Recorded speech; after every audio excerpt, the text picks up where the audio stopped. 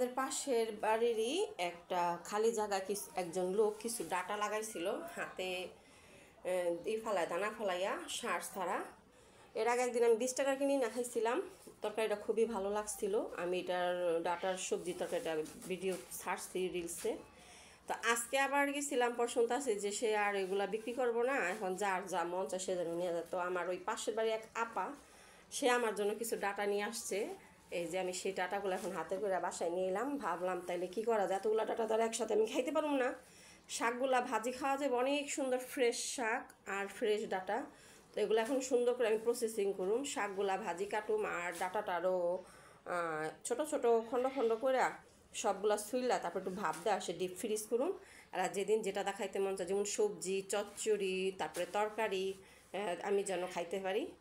তো আপনার এভাবে কিন্তু বেশি সবজি বাসায় হইলে ফ্রোজিং ফেরা কিন্তু খাইতে পারেন।